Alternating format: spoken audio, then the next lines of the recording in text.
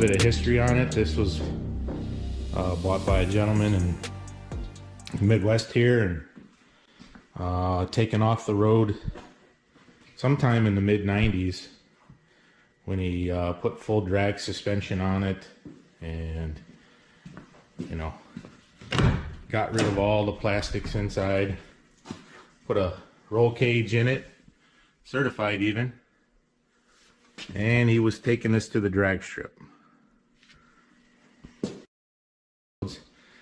So looking down in here, I'm going to be changing that out for a manual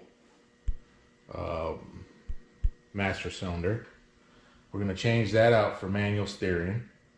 I'm going to take this plate that he has on the firewall off, smooth that, move all those electronics to the inside. So went ahead and got the steering column out, power brake booster, and the old master cylinder.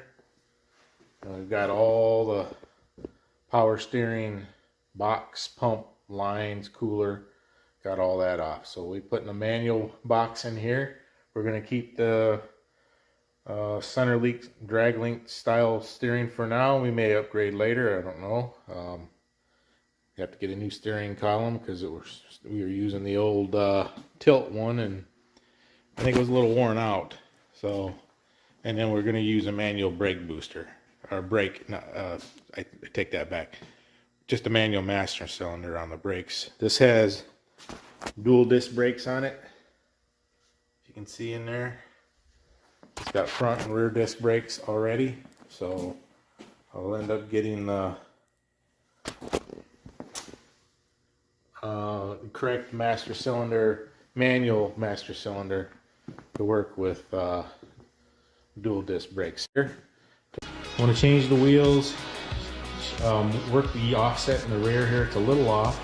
This wheel, I mean, it looks like it fits pretty well, but it's, in my opinion, it sticks out just a little too far. So we'll have to check the back spacing, but we'll get into that in another video. So I got that seat ripped out.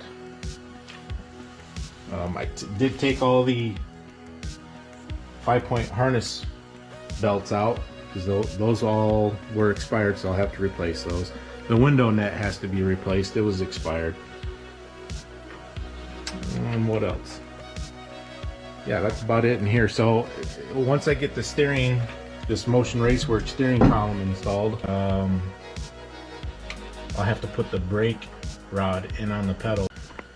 Okay, let's look at a little progress here. So I got the strange master cylinder in. This is a disc manual. I did reuse the factory proportioning valve. I put some of this copper nickel line in.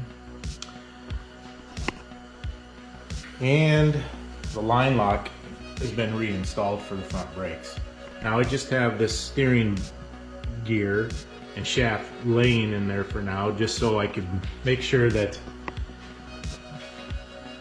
I had plenty of clearance between that frame rail and all those brake lines. When I got this car, there was lines going over the shaft, lines going under the shaft.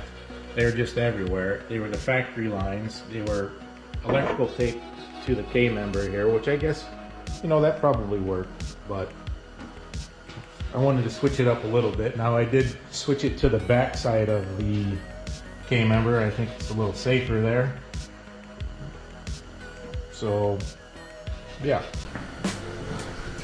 So as you can see, I got the steering box in now. Our steering box, the steering column, got that U-joint welded up. Got the master cylinder back in. All that's back in, buttoned up. Also, I went ahead and took the inner door panels out. They were just tin. They were glued on. They were quite the bear to get out. But anyway, I got the factory glass out of it and all the internals out of the door, because we're going to go with a set of Lexon. As you can see, I got that nice Motion Raceworks column in there. Got the brake pedal all hooked back up. All that's back in now. But at any rate, that's where we're at with this.